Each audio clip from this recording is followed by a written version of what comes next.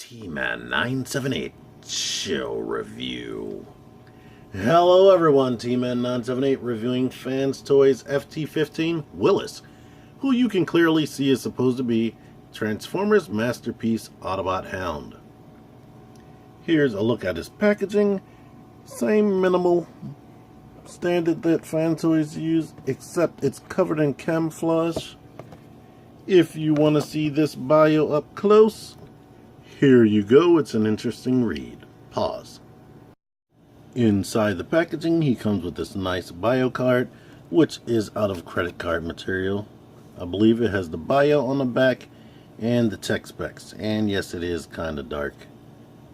Just like his box, the instruction manual is a little bit different than the others, where it's not black and he's not colored in.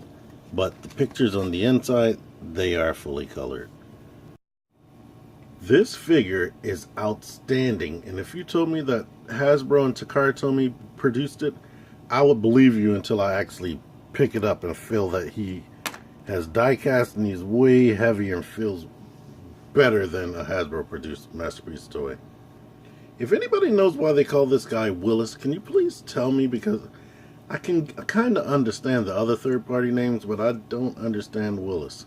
But anyway, if you don't know who Hound is, although Wheeljack and Bumblebee were the first two characters shown on the original three-part Transformers More Than Meets the Eye pilot series, Hound played the role that Bumblebee eventually played when he started being in the Michael Bay movies, where he was the human liaison. And he spent a lot of time partnered up with Spike here. There was even a segment where Hound was explaining to Spike that some Transformers have special abilities. Like Hound has the ability to create holograms, Mirage can become invisible, and Trailbreaker, unpictured because I don't own a Trailbreaker, he has the ability to create force fields. Hound had so much screen time he was able to be attacked or interact with all three of Soundwave's cassette bots being advertised. Hound looks completely spectacular. Like, looking at him, I can't even begin to imagine how anybody would be able to pick either one of the other two Masterpiece option or Masterpiece style or scale options, because I can't even call those other two Masterpiece because they don't look like this. This looks like he jumped straight out of the cartoon. The only aesthetic difference is this shoulder is up here, and on the cartoon is more down here like the original toy. And he doesn't have, well, he does have this right here, but originally that's supposed to be the tire, so I'm guessing that might supposed to be a faux tire right there, but it's spot on. My only complaint with it is it doesn't have like a movable skirt piece so that he can kick higher than that.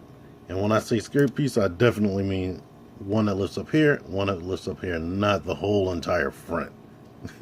So don't get me wrong right there. His articulation is awesome. The shoulders remind me of their Insecticons. He has rotation right there. Of course, it rotates all the way around. The elbow only bends 90 degrees. The wrist swivels and all the fingers open up at once. The waist rotates 360. And this wheel came off. I'm going to leave it to the side. The legs can go out that far to the side. Of course, if you rotate it, you can kick it all the way out. I showed you how far they kick forward. He technically would have double jointed knees, but the way they bend, you have to get a little bit tricky to get it past 90 degrees. The toe hinges forward that much, or the foot hinges forward and goes back that much. It could go back, no, a little bit more if you move the chair. The toe does bend forward, and ankle pivot for days right there. The gun pegs into the hand just like you expect. It's more like the Insecticons where you have to kind of put it in his hand and then rotate it in. Since I'm doing it one-handed, that's going to be difficult. This rocket launcher mostly goes up like that and goes forward or comes down about that much. I do have the add-on piece, but I'm going to do a separate video for that because I don't want to make this video all day. Well, the only thing he's missing is an Autobot label right there, which I just corrected. He came with a secondary head right here. I guess it's supposed to be more cartoon accurate, but it has a white face. At first, I couldn't tell that it was molded differently, but it is. It looks a little bit wider. The nose is wider. The mouth is a little bit more pouty, and he doesn't have eyebrows so much as the silver face right here. And the eyes are lighter, but I like the silver face better. Getting the head off the neck is a little bit scary. I would suggest putting pressure mostly at the base. Like, push forward and it comes off the mushroom peg. So basically, put the pressure towards the base and slide that forward. And now he has the cartoon accurate face. I took the cannon off so it wouldn't be in the way. He has another accessory. This little visor, or scuba visor, that he used in one episode when he fought Rumble underwater. It does not stay on well. In fact, that was the easiest I was able to get it on this head. And if you want to see it on this head right here,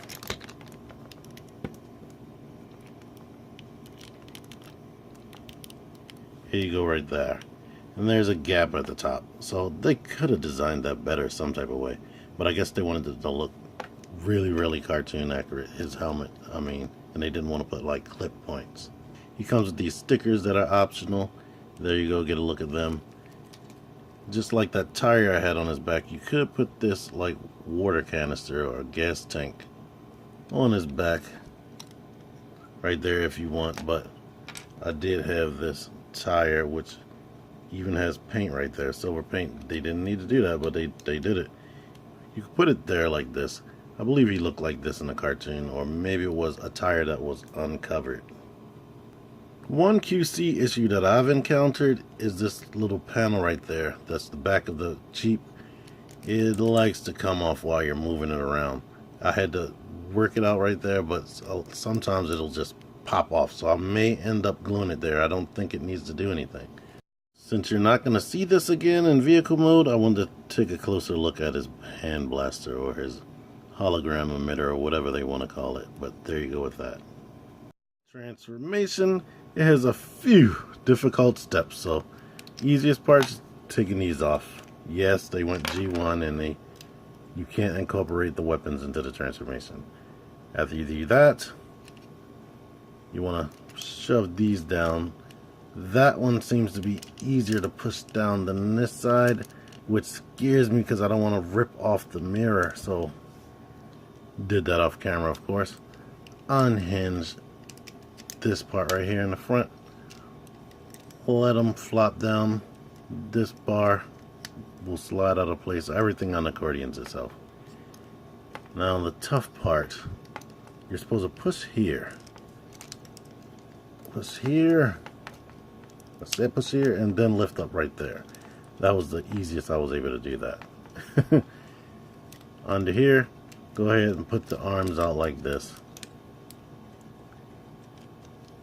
Oh yeah, after you get that out of the way, lift this up. Bring one of the wheels out,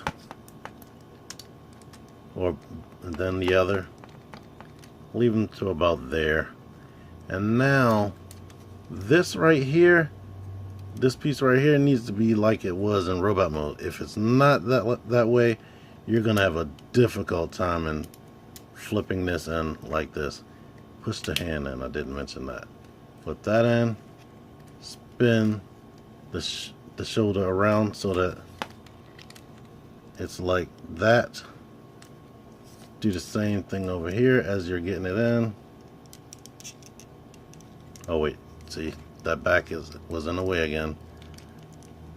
Try to turn the shoulders so that they meet like that. Now bring the wheels all the way out. Rotate these arms, and if you haven't pushed this hand in, do that. Rotate the arms. Leave it like that for now. Okay. Now we can rotate the head down like this. And now you have to bend these elbows swing this piece back. This green piece that his shoulders on, swing that back. And now the arm should have clearance to fit up under there like this. Now you have to bring the front part of his Jeep mode down and clip them into these ports right there. If the head didn't go into place, you're supposed to be able to push this in and angle this in such a way, but like I said, it is very difficult and very scary. So press that in, get that in there. I'm gonna do it off camera. It was so difficult, but you have to make sure these green pieces are as far down as possible, then you can squeeze it and get it in there. Simple step it seems like, but damn. Now these have to come up right here again. And now these pieces can tab into them. Right there. Lift the mirrors up if they haven't lifted themselves up while you were transforming. Now we start on the legs. Basically, move this down and that piece came off that I was talking about. Move the seat out of the way, rotate the wheels out. Same thing on the other side. Get that down out the way, rotate the wheels out. Push the legs down into the where the calf should have been. Now we take this seat, bend it back, bend this out like that. Do the same thing on this side. Grab this little stupid piece, put it back in there. Start folding this out right here on both sides. Fold this out, rotate it forward, and there's a little peg right there that goes into the back of his legs. Peg that into place on both sides.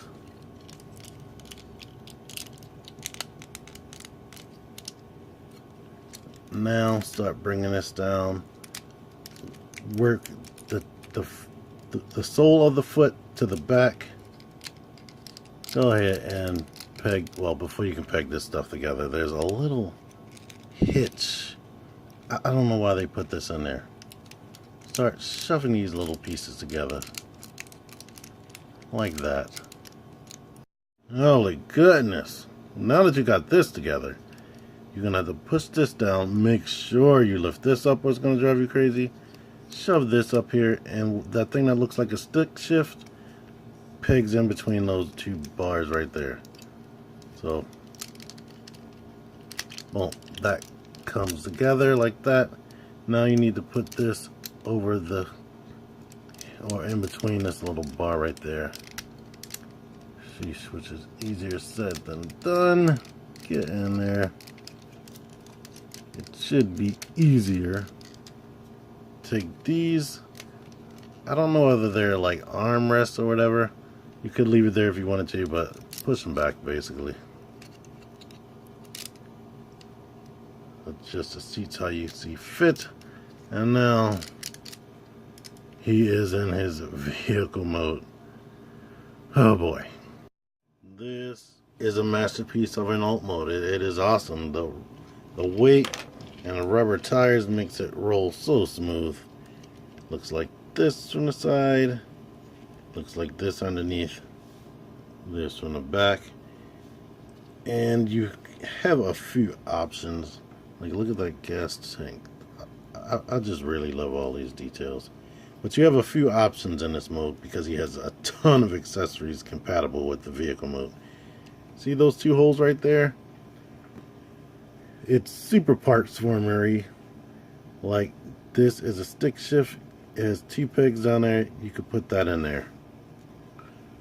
I guess you're supposed to put it in there while you're transforming, but I had to use tweezers to get it down there. But now it's in there and I can push. He also comes with these two guns right here that have a round peg on the bottom. You can slot that into here. And he has this gun as well, which has a little piston when it can come forward and back a little bit, but not a lot. You can also put that here, or I'm going to aim it backwards. Maybe somebody's standing there shooting backwards at Hound. And you also have more options. He can have this tire, spare tire here, right there like that. Well, I guess you can have the gas can at the same time right here. But maybe that's a little bit cluttered, so maybe you can just do one at a time. Well, that's cool right there, isn't it? And also, let's say you don't want either one of these guns because you can't use them in robot mode without the add-on piece that I'm gonna review later eventually. He came with this accessory right here that you can clip that into, and you can plug this in here. I wouldn't suggest putting pressure on the wheels while you're trying to shove these in there, because it makes the wheels want to transform. And now he has that if you want a big giant rocket behind somebody's head. And what more can you do? You can sit Spike in here where he can pretend to be driving Hound. And woo, isn't that proportionate? He looks crazy. Here's what Spike would look like manning this gun right here. And I imagine maybe Human Alliance figures would look a little bit better right there, but I'm not going to try to kill myself trying to find them. But yeah, this mode looks very nice. I really like it. Transforming from vehicle mode to robot mode is significantly easier. I did it off camera, of course. But let me just ask y'all a question. Do y'all watch reviewers that start with vehicle mode to robot mode, even though the thing comes packaged in robot mode, and it's significantly harder to get to vehicle mode or alternate mode, and you might need those instructions? Do you guys watch those people's videos? I'm gonna put a card right, you know where, right there, right now, so you can answer that question. But anyway, while you get to see this comparison already, this is an awesome figure. Like I said, I can't keep saying it. It's a masterpiece in both modes. The transformation is a little bit difficult in certain areas, especially this right here, but it's doable. My only problem with it is that transformation and this little piece right there that keeps coming off, but that's easy enough to fix. I'm gonna super glue it so it can stay in place, or floor polish it, or whatever. Just need to stay in place. But anyway, I like this toy and can wholeheartedly fully suggest that you buy him. But anyway, if you like this video, give me a thumbs up. Watch one of the 2 videos that are about to pop up right now. Share, comment, definitely don't leave without subscribing. T-Man978, out of here till next time. Thank you for watching.